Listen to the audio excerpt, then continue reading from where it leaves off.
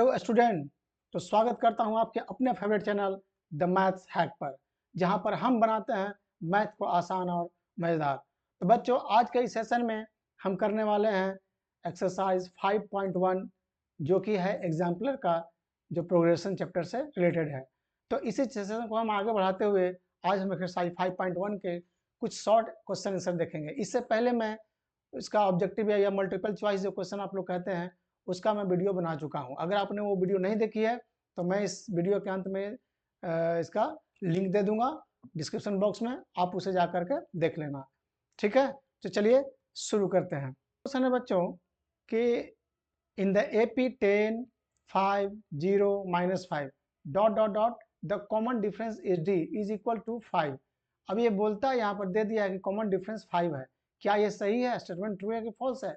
अगर है तो ट्रू है तो क्यों, फॉल्स है तो क्यों, इसका जस्टिफाई कीजिए। तो हमें जस्टिफिकेशन के लिए हम लोग जानते हैं कि कोई भी अगर AP में होता है तो क्या होता है, इसका मतलब इसका कॉमन डिफरेंस सेम होता है। तो CD इक्वल टू होता है फर्स्ट टर्म सेकेंड टर्म, यानी कि second term A2 minus A1 is equal to A3 minus A2 is equal to A4 minus A3, यही होता है। तो चलिए हम लोग देख लेते हैं। कॉमन डिफरेंस बोलता है कि 5 है, तो टर्म को आप लिखिए यहाँ पर। दिस सिंपलाइज A2 कितना है, 5 minus 10, 5 minus 10, this is equal to कितना आ रहा है, -5। उसके बाद फिर इसमें आइए यहाँ पर, तो है ये A3 है 0, उसके बाद है -5, तो कितना आ जाएगा ये -5। फिर आइए इसमें कितना है, यहाँ पर है A4 है -5 और यहाँ पर है 0, so this is equal to कितना आ गया, -5। और यहाँ कहता है कि 5 है, तो मेरा स्टेटमेंट क्या हो गया, ये फॉल्स हो गया है। ये क्या हो गया, फॉल्स। D इक्वल टू आ रहा है -5 और यहाँ दिया हुआ है 5, इसलिए स्टेटमेंट ये फॉल्स हो गया। बढ़ते हैं नेक्स्ट क्वेश्चन की तरफ। जो नेक्स्ट क्वेश्चन है बच्चों वो है, Divya deposited ₹1000 at compound interest at the rate of 10% per annum. The amount at the end of the first year, second year form an AP। मतलब first year, second year, third year जो बनेगा, जो आएगा amount, वो क्या होगा, एक AP का फॉर्म करेगा।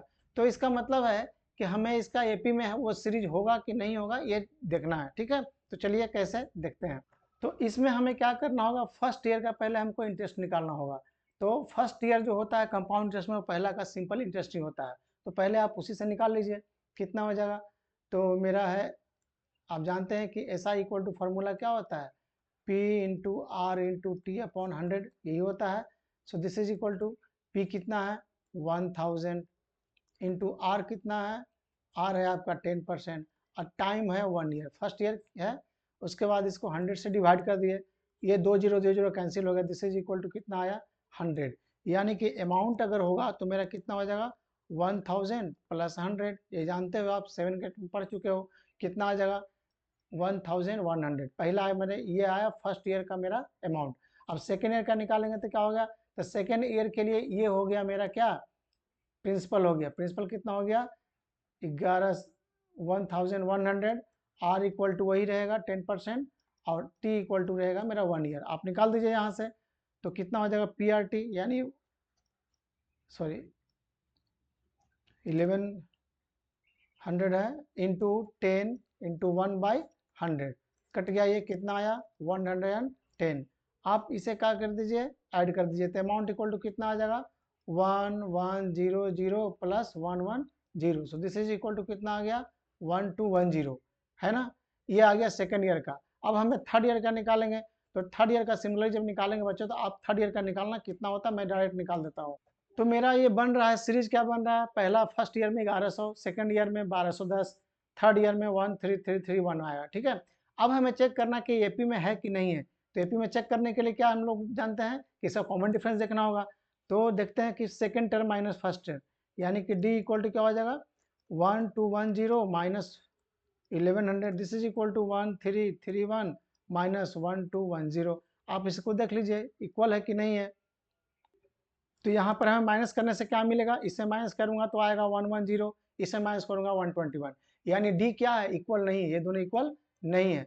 तो इसका मतलब हुआ कि ये जो सीरीज बन रहा है ये वाला, है ना, ये जो है ये AP में नहीं है। तो क्या है, तो लिखेंगे not in AP, not in AP. तो ये मेरा जस्टिफाई हो गया। बढ़ते हैं नेक्स्ट क्वेश्चन की तरफ। तो नेक्स्ट क्वेश्चन है the nth term of an AP, the nth term of an AP cannot be n square plus 1, n square plus 1 नहीं होगा, जस्टिफाई योर आंसर। अब आप देखिए ये थोड़ा लॉजिकल क्वेश्चन है। यहाँ पर क्या कहा है कि an दिया हुआ है, n स्क्वायर प्लस 1, ठीक है।